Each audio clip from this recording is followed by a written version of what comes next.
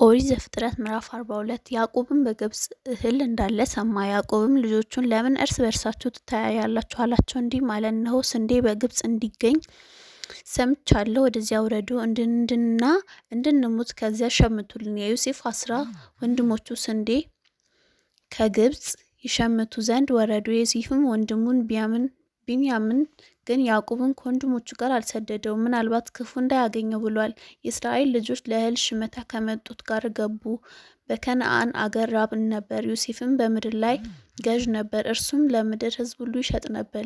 ለዮሴፍ ወገን ወንድሞች በመጡ ጊዜ በምድር ላይ በግንባራቸው ሰገዱለት። ዮሴፍም ወንድሞቹን አይቶ አወቃቸው፣ ተለወጠባቸውም፣ ክፉ ቃሌንም ተናገራቸው። እናንተ ከወዴት መጣችሁ አላቸው። እነርሱም ከከነዓን ምድር እህል ልንሸምት የመጣን ነን አሉት። ዮሴፍም ወንድሞቹን አውቃቸው፣ እነርሱ ግን አላወቁትም። ዮሴፍም ስለ እነርሱ አይቶ የነበረውን ሕልም አሰበ፣ እንዲህም አላቸው፣ እናንተ ሰላዮቹ ናችሁ፣ የምድርን ራቁትነት ልታዩ መጥታችኋል። እነርሱም አሉት፣ ጌታችን ሆይ አይደለም፣ ባሪያዎችስ ስንዴ ሊገዙ መጥተዋል። እኛ ሁላችን የአንድ ሰው ልጆች ነን። እኛ እውነተኞች ነን፣ ባሪያዎችስ ሰላዮች አይደለንም።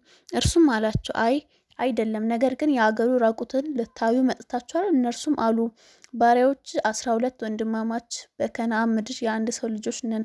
ታናሹም እነሆ ዛሬ ከአባታችን ጋር ነው፣ አንዱም ጠፍቷል። ዮሴፍ አላቸው፣ እናንተ ሰላዮች ናችሁ ብዬ ተናገርኳችሁ ይህን ነው።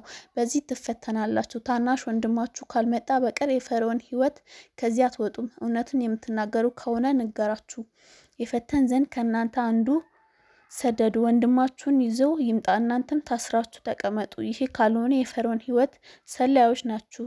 3 ቀን ያህል በግዞት ቤት ጨመራቸው። በ3ኛውም ቀን ዮሴፍ እንዲህ አላቸው፣ ትድኑ ዘንድ ይህን አድርጉ። እኔ እግዚአብሔር እፈራለሁ። እናንተ የታመናችሁ ከሆናችሁ ከእናንተ አንዱ ወንድማችሁን በግዞታችሁ ቤት ይታሰር እና እንተ ግን ሂዱ፣ እህሉንም ለቤታችሁ ራቡ ውሰዱ። ታናሹንም ወንድማችሁን ወደ እኔ ይዛችሁ ኑ፣ ነገራችሁም የታመነ ይሆናልና አትሞቱም። እንዲህም አድርጉ። እነርሱም እርስ በርሳቸው እንዲህ ተባባሉ፣ በእውነት ወንድማችን በድለናል። እኛም በማማጠን ነፍሱ ስትጨነቅ አይተን አልሰማነውም። ስለዚህ መከራ መጣብን። ሮቤልም መልሶ እንዲህ አላቸው፣ ብላቴናው አትበድሉ ብያችሁ አልነበር? እኔን አልሰማችሁም። ስለዚህ እነሆ አሁን ደሙ ይፈላልገናል። እነርሱም ዮሴፍ ነገራቸው፣ እንደሚሰማባቸው አላወቁም። በመካከላቸው አስተርጓሚ ነበርና ከእርሱም ዘወር ብሎ አለቀሰ። ደግሞ ወደ እርሱ ተመልሶ ተናገራቸው። ስምዖን ከእነርሱ ለይቶ ወሰደው፣ በፊታቸው አሰሩ። ዮሴፍም አይበታቸውን እህል ይሞልቱ ዘንድ አዘዘ። የራሳቸውንም ብር በየኢልባታቸው መልሱት ዘንድ ወደ መንገድ የመንገድ ስንቅ የሰጧቸው ዘንድ አዘዘ። እንዲህም ተደረገላቸው። እነርሱም እህሉን በአህዮቻቸው ላይ ጫኑ።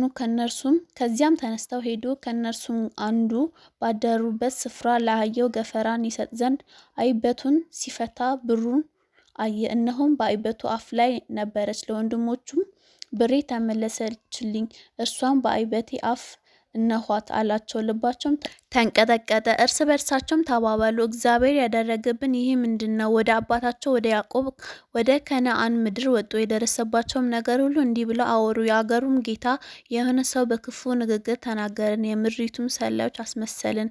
እኛም እንዲህ ያልነው እውነተኞች ሰዎች ነን እንጂ ሰላዮች አይደለንም። እኛ የአባታችን ልጆች 12 ወንድማማች ነን፣ አንዱ ጠፍቷል።